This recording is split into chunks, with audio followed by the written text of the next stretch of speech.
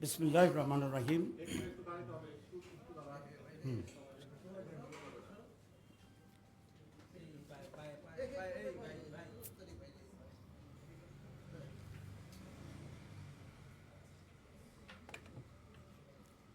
ঠিক আছে, আরো সময়।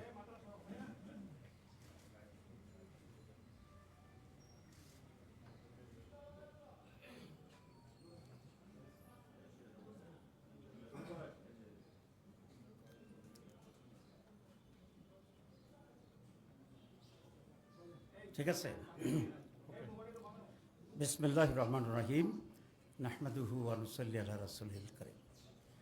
সম্মানিত সাংবাদিক বন্ধুরা, আসসালামু আলাইকুম ওয়া রাহমাতুল্লাহি ওয়া বারাকাতুহু।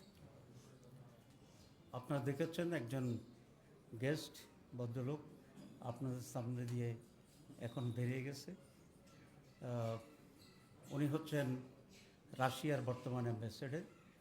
ওনার ফার্স্ট সেক্রেটারি সহ উনি আমির জামাতের সাথে দেখা করার জন্যে আজকে আমাদের অফিসে ভিজিট করেছেন।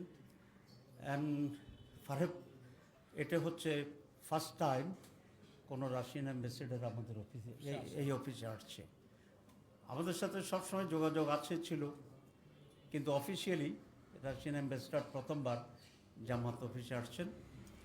এবং বাংলাদেশের বর্তমান অনগোয়িং পরিস্থিতি, রাশিয়া বাংলাদেশ রিলেশনশিপ এবং ইনভেস্টমেন্ট, আগামী দিনে জামাত ইসলামী কী ধরনের বাংলাদেশ দেখতে চায় এবং আমাদের আন্তর্জাতিক যে সম্পর্ক ইত্যাদি বিষয়ে বিস্তারিত আলোচনা হয়েছে। এবং আমরা দুটি বিষয়ে একমত হয়েছি যে বাংলাদেশে তাদের ইনভেস্টমেন্ট আরও বাড়বে, সাপোর্ট থাকবে। আপনারা জানেন যে 71 সালে রাশিয়া বাংলাদেশের স্বাধীনতার পক্ষে ভূমিকা পালন করেছে, আমরা সেই জন্য কৃতজ্ঞতা জানিয়েছি। এবং তারা বাংলাদেশ জামাত ইসলামীর সাথেও এখানে একটা রেগুলার এঙ্গেজমেন্ট থাকতে চায়, এঙ্গেজমেন্ট চায়। এবং আমরাও বলেছি যে হ্যাঁ, আমরা রাশিয়ার সাথে আমাদের এঙ্গেজমেন্ট থাকবে এবং আমাদের এই এঙ্গেজমেন্টটা কন্টিনিউ করবে। আন্তর্জাতিক ইস্যুতে এবং বাংলাদেশের ডেভেলপমেন্টে আমরা পারস্পরিক সহযোগিতা কদ্দূর করা যায় সেইভাবে আমরা একসাথে কাজ করব।